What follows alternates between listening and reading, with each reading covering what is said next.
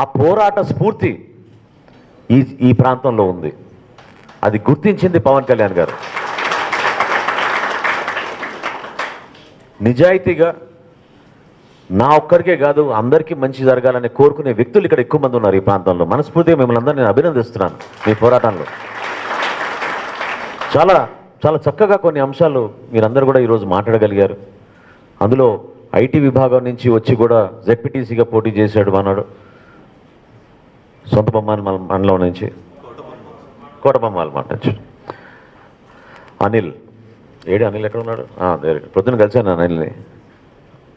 So ఒక IT డిపార్ట్మెంట్లో ఉద్యోగం చేసుకుంటూ వర్క్ ఫ్రమ్ హోమ్ చేసుకుంటూ పార్టీ కోసం సమయం కేటాయించి ఈరోజు ఆ మండలం మొత్తంలో 11 మంది ఎంపీటీసీలు పోటీ చేశారు. కరెక్ట్గా 4 పోటీ చేశారు. టోటల్ 11 మంది మొత్తం నియోజకవర్గాలు. ఓకే, నిజంగా మిమ్మల్ని అందరినీ కూడా మనస్ఫూర్తిగా అభినందిస్తున్నాను. ఎందుకంటే ఈ పరిస్థితులు నాకు బాగా తెలుసు.